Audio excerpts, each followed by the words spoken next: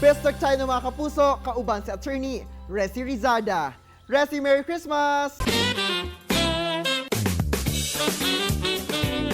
Thanks, Argel! May butag mga kapuso, welcome to Best Talk. Very good ang ato ang Christmas karumuntaga kay ato makachikahan si Kapuso Heartthrob, Dion Ignacio. Maing butag Dion and welcome sa At Home with GMA Regional TV. Merry Christmas! How are you? Yeah. Merry Christmas! Maayong buntag sa inyong lahat dyan. Yan. Kumusta naging celebration mo ng Christmas naman kasama ang iyong buong pamilya? Nako, okay na okay, masaya. Kaya lang yun lang, di ba? Siyempre, bawal tayong magtanggap muna ng bisita. So, masaya. Tapos, video call na lang yung ginagawa namin para makausap yung ibang family namin sa ibang lugar. Kung meron ka namang dasal ngayong Pasko, ano yung naging dasal mo? Siyempre, ang dasal ko ngayong Pasko is maayos na tong pandemic na to.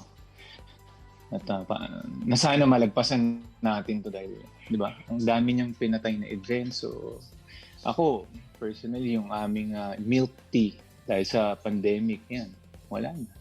Nag-close kami.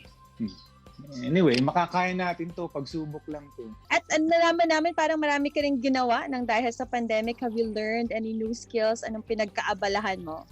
Nako, pinagkaabalahan ko. Nagkaroon ako ng time na, eto, nahilig ako sa skate ngayon sa inline skate, pag-rollerblades. Parang ginawa ko siyang exercise. Pinalit ko sa pagja-jogging. Kasi sobrang pinapawisan din ako, lalo na kapag marunong ka na mag-rollerblades. Ito nga, nandito nga. Dala ko sa, ito siya. Ba? May pailaw kasi Christmas di ba? So, correct. At saka syempre, in your career naman, inaabangan ka talaga namin sa top rating naman ng GMA Afternoon Prime Series na Magkaagaw. Kumusta? At ano ang pinakamahirap naman na pinagdaanan mo para sa role na ito? Naku, wala namang masyadong mahirap. Pero, meron pala. Kasi ako,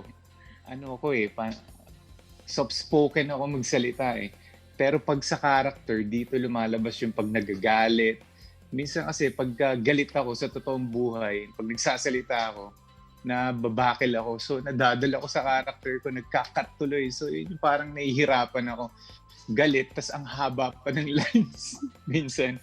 Kaya dapat talagang hindi siya madali So dapat talagang pag-aaralan mo yung script mo. Yun na nga, dapat well-equipped ka para hindi nangyayari yung mga ganong sitwasyon. May hihirit kaming pamasko naman ba? Dahil Christmas naman ngayon, Dion, baka meron kang paharana for Christmas Day. Pwede ba namin marinig ang iyong boses ngayong umaga? Kahit na, kasi kakakain ko lang medyo. Siguro yung, feel ko lang kasi ngayon, pagsubok di ba? Ngayong pandemic. So, lagpasan natin to. Ito ang konting kanta, pagsubok, Orient Pearl. Isip mo'y litong-lito sa mga panahong nais mong malimot. Bakit bang bumabalakid ay ang iyong mundong ginagalawan? Ang buhay ay sadyang ganyan, suliraning di mapigilan. Itanim mo lang sa iyong puso, kaya mo yan. Pagkabigo at alinlangan, gumugulo sa isipan. Mga pagsubok lamang yan, huwag mong itigil ang laban. Huwag mong isuko at iyong labanan. Ayun!